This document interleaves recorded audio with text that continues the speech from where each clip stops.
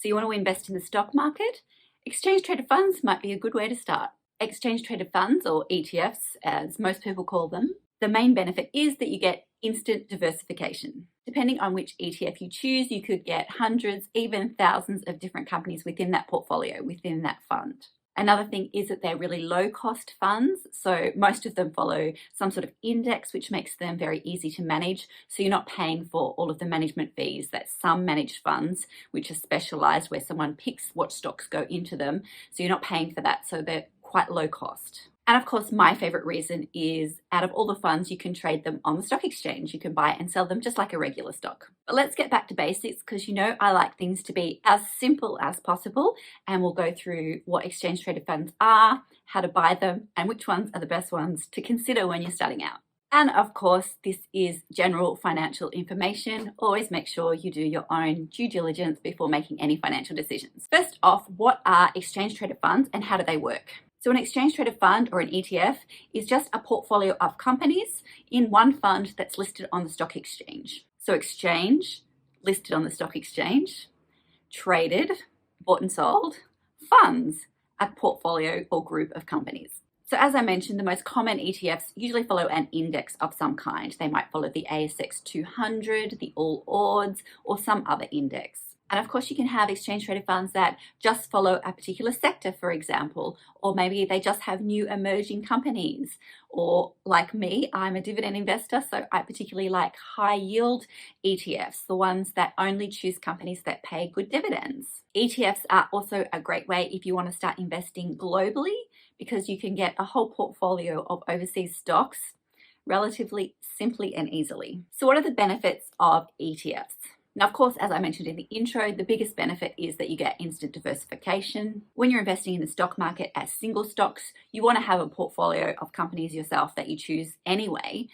You don't want to just hold one or two companies, only because it increases your risk. Just in case one of those companies goes bad, perhaps they fall behind in their debt payments or they go bankrupt, you could lose your investment money. But if you're holding a whole lot of different companies, which an exchange traded fund does, then even if one of those companies goes bad, then usually the rest will even that out. So you won't be losing much of your money at all. But of course, this is still investing in the stock market, so there is some risk. But if you're holding an ETF that has 200 companies, 1,000 companies, it does lower your risk more than holding just a handful of companies. Of course, you could do this yourself and just buy all the stocks in a particular index, but the brokerage would be huge.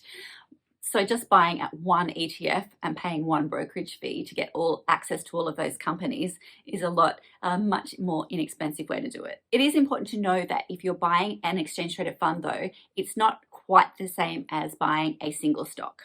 For one, you're not part owner of that business. The fund has bought the company. You've just bought the fund. So because of that reason, you're not going to have access to things that if you bought that company directly would have, such as voting rights. So owning an exchange traded fund won't get you any of those perks, although most people don't really care about those perks anyway. They just want the profit and the money or the dividends, whatever exchange traded fund that you've chosen. Also, it's important to point out that you don't actually get dividends with exchange traded funds, you get distributions. It's kind of the same, it's just a little bit different. Because the fund holds the companies, the dividends are paid to the fund. So the management of the fund will pool those dividends that it gets from all the companies, and they'll be coming in at all different times of the year. Then the fund can manage how much cash it has on hand, and then usually at a quarterly interval, they'll distribute the payments to the holders of the fund. So our exchange traded funds are good investment. They can actually be a great investment and a simple investment simply because they are following usually an index. So whatever the stock market is doing is usually what the exchange traded fund will do also. And small investors particularly like them because, like I said, it's a simple way to get into the stock market, and they're passive. Once you buy them, you don't really need to do anything else. They're also a low cost fund, which I mentioned earlier, although you don't pay that fee as a separate payment or anything, it comes out of the profits or the dividends. However, the fund has decided to take out those fees, but they're usually pretty minimal, so you probably won't even notice it. Of course, not every exchange traded fund is created equal. Some are better than others. One thing you really need to watch out for is the liquidity of the exchange traded fund. That's how often investors are buying and selling into that fund. And ETFs generally have a lower liquidity than a single stock, mostly because people aren't trading them regularly like they do a regular company. But if something has a low liquidity, meaning there's not a lot of buying and selling action going on, even if it's a regular company or an ETF, if you hold that company and you want to sell it, sometimes it can be difficult to sell at a good price because there won't be as many buyers at the price that you want to sell at. But you can actually look and see if that stock or the exchange traded fund has a low liquidity by looking at the bid and ask prices. If those prices are really close together, it means that there's high liquidity and there's a lot of volume of trades going through, and so it's pretty easy to get in and out of. But if there's a big gap in these two numbers, then you should be keeping an eye on that.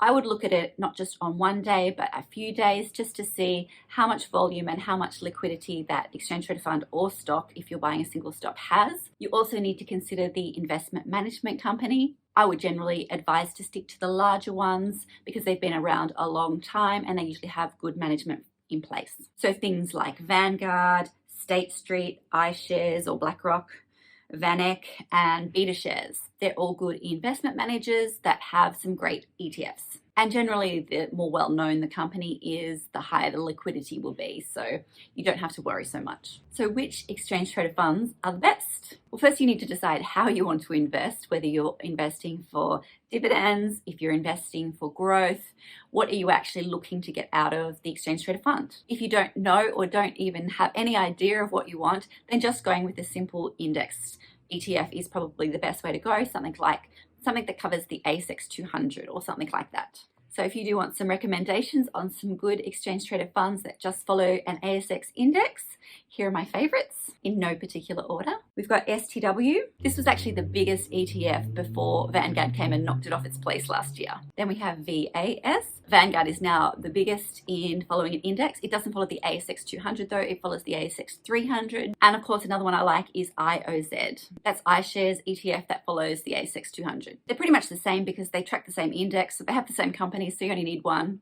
Although VAS, they track the ASX 300, whereas the other two only track the ASX 200. They're all good though. If you want to earn dividends through an exchange traded fund or distributions, then you want to look for a high yield dividend ETF. So these ETFs only hold companies that pay out really high dividends. And so you get a whole portfolio of companies that are paying good dividends. So let's look at some of my favorites of these. There's VHY, which is probably the most well-known one. That's by far the largest dividend yield ETF in Australia and the one most people have, including me. There's IHD, which is iShares Dividend Yield Fund, and RDF, which is Russell Investments High Yield Fund. Again, you only need one of these. They all hold pretty similar companies, even though the mix might be a bit different. I mean, there's only so many high dividend companies in Australia. So any of those that I just mentioned are great for beginners or for anyone really. But let's say you want to invest overseas. What are some good global ETFs? So if you're going to look at global ETFs, those that invest overseas, I'd still recommend trying to stick with a fairly simple index such as the S&P 500 or something like that. My two favorites are VGS, which is Vanguard's global fund. It holds over 1,500 stocks from all around the world except Australia. And it holds big companies like Apple and Microsoft and Amazon and Nestle, brands and companies that you know about. Another good one is IVV, which is iShares Global Fund.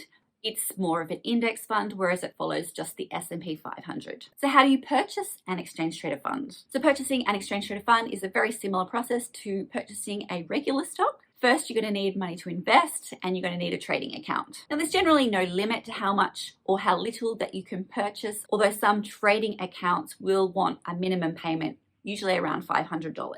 I actually think $1,000 or $2,000 is a great place to start. So once you have your money saved up, then you need a trading account. Now, if you don't have one already, I recommend sticking to the larger online brokers. Smaller ones do have cheaper trading fees, but if you're investing over the long term, I don't really think that that's going to be that much of an issue, especially like in 20 years' time, if you've bought a stock or an exchange traded fund, whether you paid $10 or $20 is not going to make that much of a difference. So generally the big online brokers, they're attached to the big banks here in Australia. So Commonwealth Bank has CommSec, National Australia Bank has NAB Trade, and so on. There are advantages of having the same bank as the brokerage that they usually work with, because then you can connect your personal account to the brokerage account without having to open up a different investment account somewhere else. Now that you have the cash ready to invest and an online brokerage account to make the trades through, you can go ahead and place your buy order for the exchange traded fund of your choice. Just enter the stock code, then how much units of that exchange traded funds that you want to buy. You can even put a price limit in if you want, or you can leave it at market price. It's up to you. So once an investor wants to sell at the same price that you want to buy at, the trade goes through and you own the stock, or in this case, the exchange traded fund. So you just keep building up the exchange traded fund over time, and with time and the money that you're putting into it, it should grow. Except if there's a pandemic, which you kind of just have to wait out. It'll end eventually. I'm an optimist. So that's how to invest in exchange traded funds in Australia. I hope you found this video useful. Take care, have a great week, have a great day, and I will see you in the next video. Bye.